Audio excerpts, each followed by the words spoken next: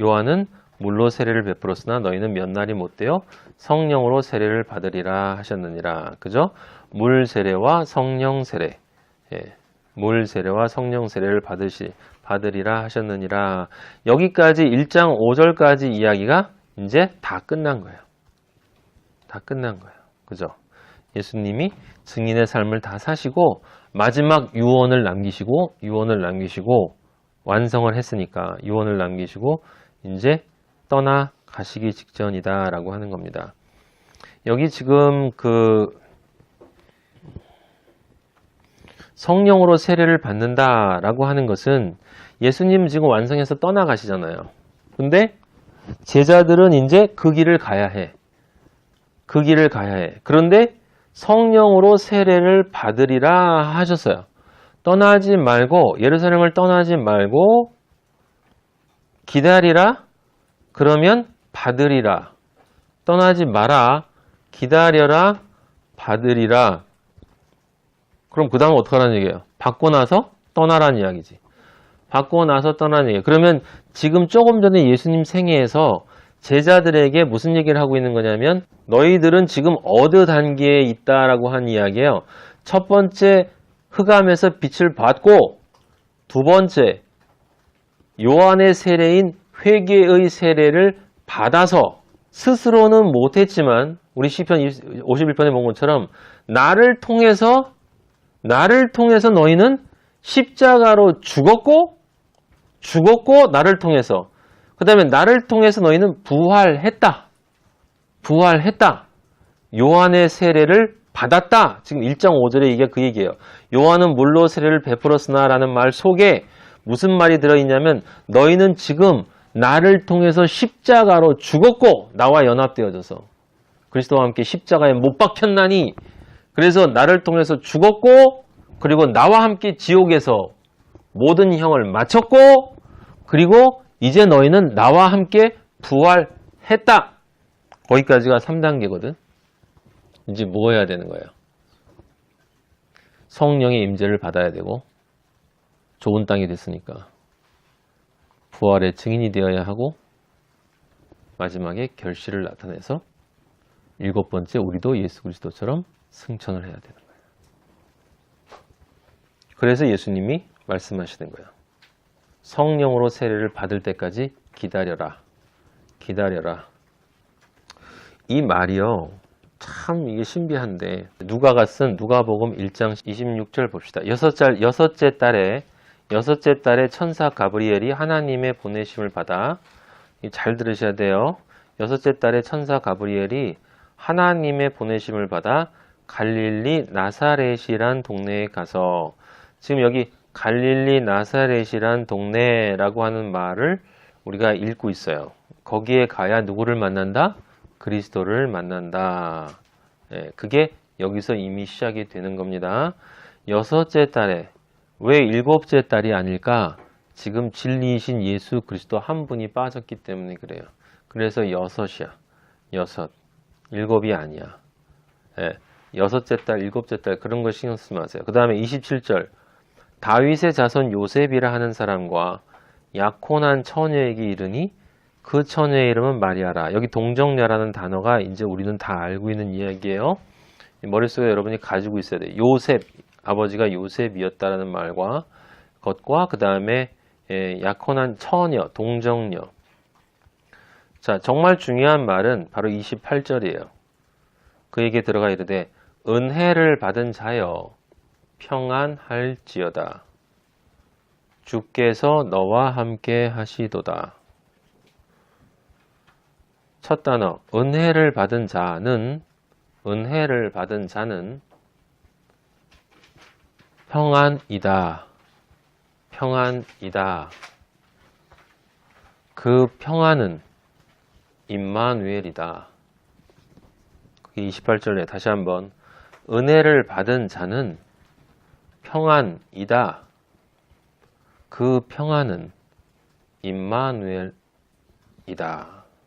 임마누엘로부터만 온다. 30절에 다시 한번 이 마리아가 은혜를 입었다라는 말이 뒤에 나와요. 자, 34절 보세요. 34절. 그 앞에 이제 영원한 나라, 다윗에게 약속했던 우리가 그 사무엘 상의 하에 거기 이 다윗에게서 봤던 이야기가 거기 하나님과 다윗이 만나서 언약을 주고받은 이야기가 32절, 33절에 다시 반복이 되고 34절에 보면 마리아가 나는 남자를 알지 못하니 라는 말이 있어요. 이 전에 제가 말씀을 드렸는데 정확하게 여러분들이 알고 있어야 돼요. 35절에 뭐라고 그랬냐면 성령이 내게 임하시고 지극히 높으신 이의 능력이 너를 덮으시리니 이러므로 나실 바 거룩한 이는 하나님의 아들이라 일컬은 하나님의 아들이라 라는 말에다가 여러분들 밑줄을 그어 놓으셔야 돼요. 1장 지금 우리가 읽은 1장 26절에서 1장 35절까지는 이 성경 전체의 핵심 복음을 나타내요. 복음. 그래서 이 태어나실 때부터 예수님은 행하신다라고 하는 겁니다. 자, 이런 질문을 우리가 던져야 돼요. 지금도 신학적으로 쓸데없는 논쟁을 많이 벌이고 있는 왜 하필이면 마리아였을까? 왜 하필이면 마리아였을까? 첫째, 처녀였기 때문이다. 아직 남자와 성관계를 지니지 않았기 때문이다. 동정녀였기 때문이다. 말도 안 되는 소리예요. 동정녀는 많아요. 그러니까 그런 의미의 육의 관점에서의 처녀라고 하는 것은 전혀 이유가 될 수가 없다. 그녀는 순결했기 때문이다. 남자를 모르는 것이 순결일까? 여러분들이 정확하게 알아야 되는 게 여기 우리 복 있는 자라고 팔복에 나오면 마음이 청결한 자라는 게 나와요. 순결과 청결은 다 같은 이야기인데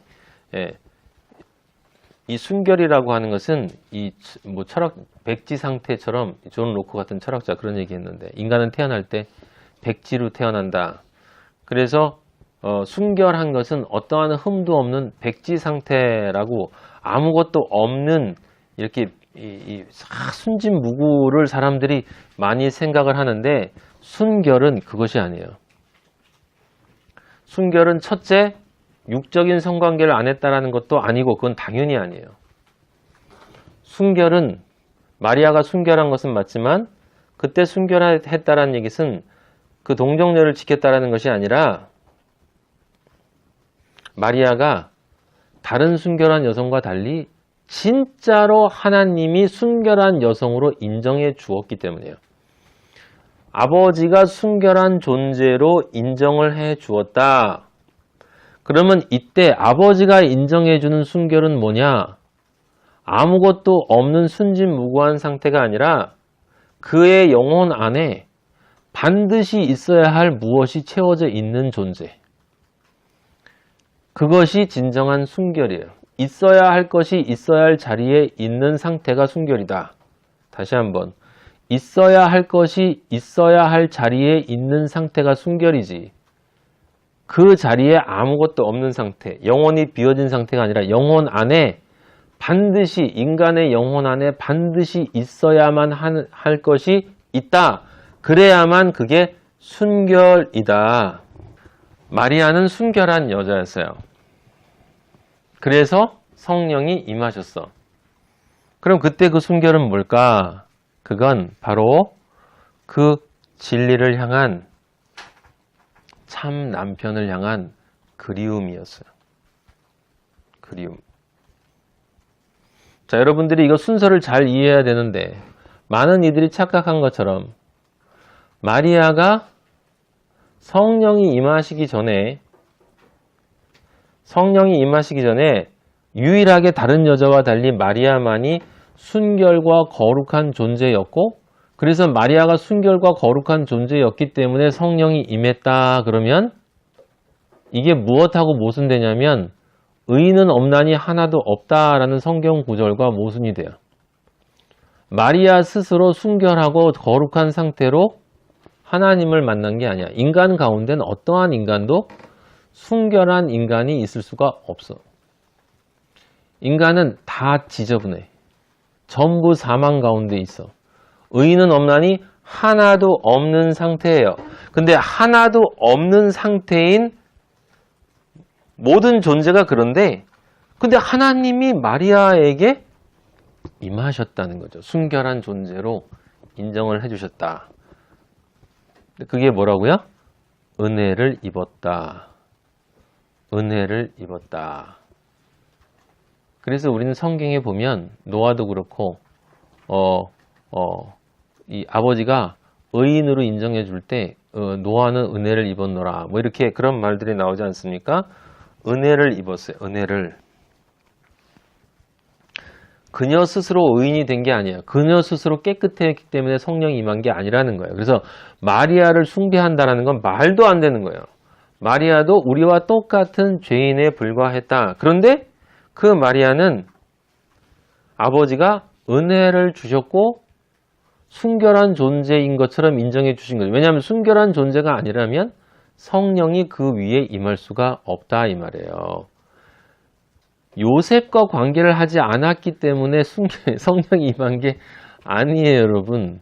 요셉이 거기서 삭제된 것은 여러분 요셉이 누굽니까? 구약에서 누구예요? 야곱의 아들이었고 그 요셉은 이스라엘의 바로의 총리가 됐던 사람이에요. 근데 그 요셉이 누구를 예표한다고 그랬어요? 예수 그리스도를 예표한다 그랬어요.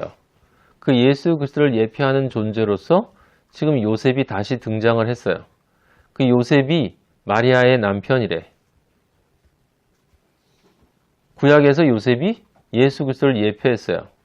근데 지금 요셉이 삭제가 됐어. 사람들이 이야기하는 것처럼 요셉에게는 죄의 본능이 흐르고 있기 때문에 요셉의 정자를 받으면 안 된다라고 사람들이 얘기를 하는데 마리아는 깨끗하냐? 마리아도 전혀 깨끗한 존재가 아니었다. 제가 말씀드렸고 그럼 요셉이 삭제된 이유는 인간 안에 내재된 죄성 때문이 아니라 지금까지 사람들이 알고 있던 것처럼 구약에서 예표되어진 그 요셉은 진짜 그리스도가 아니라는 거예요. 구약은 이제 삭제된다는 거예요. 진짜 은혜의 존재가 되는 진짜 예수 그리스도가 요셉이 아닌 진짜 예수 그리스도 그림자가 아니고 비친 존재가 이제 네 남편으로 온다 이 얘기예요, 여러분. 그래서 요셉이 거기 아버지로 등장했다가 삭제가 되는 거예요. 이런 이야기들은 정말 엄청난 이야기인데 어쨌든 당연히 삭제가 돼야 돼요. 요셉은 또 다른 한편으로 자기를 뭐라고 주장하고 있는 거야? 내가 남편이라고 주장하고 있는 거예요. 남편이라고 주장하는 모든 존재는 삭제가 돼야 돼. 그는 인간이기 때문에. 그래서 요셉은 삭제가 돼야 되는 거예요.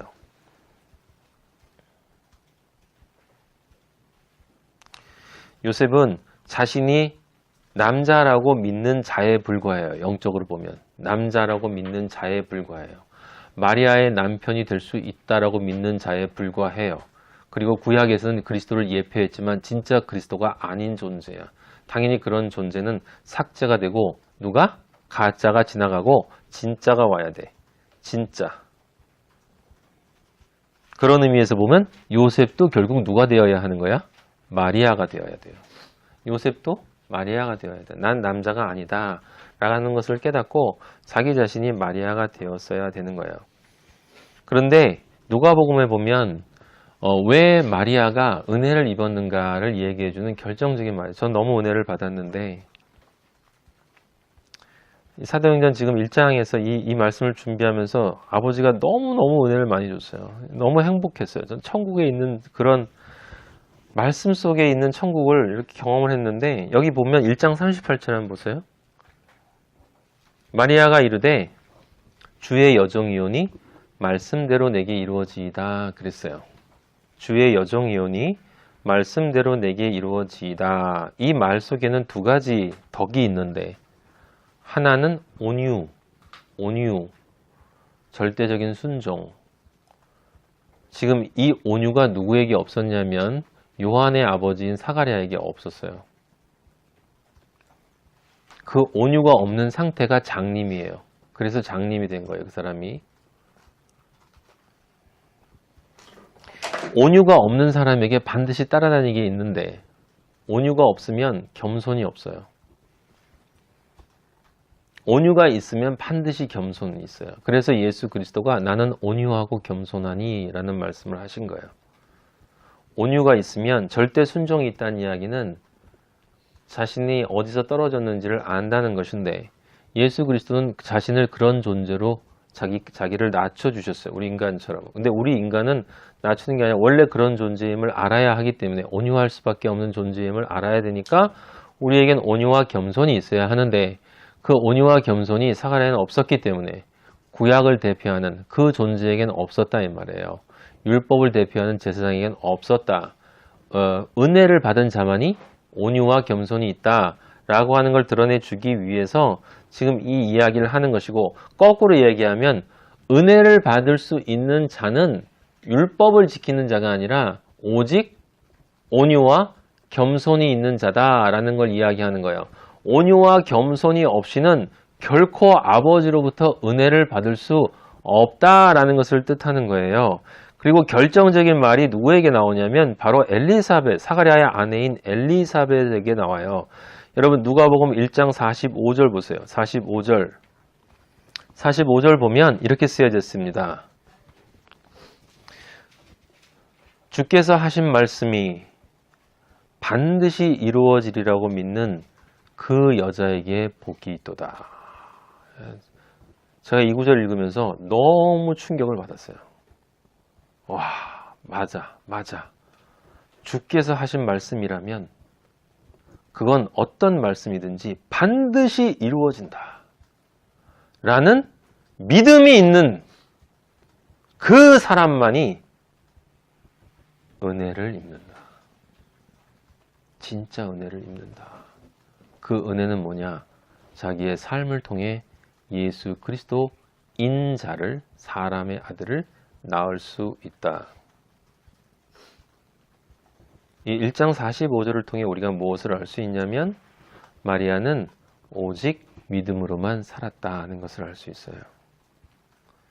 마리아는 누구의 계보에 있는 거냐면 아담, 노아, 아브라함, 요셉, 모세, 여호수아, 삼손, 입다, 기드온, 사무엘, 다윗, 솔로몬, 스룹바벨, 에스라, 느헤미야, 에스더, 이사야부터 시작된 모든 선지자를 말라기까지.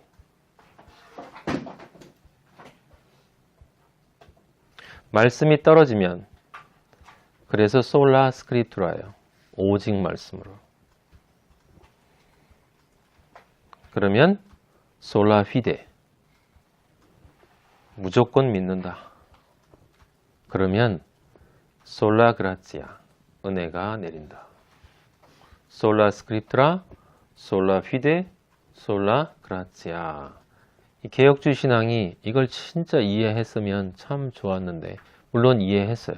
지금 이걸 이런 의미로 이해하진 않았어도 예수 그리스도의 신앙 고백을 정말 순수하게 한 사람들이 너무 많이 있었어요. 실제로. 네, 지금은 그런 사람들이 찾아보기가 힘들어서 그렇지.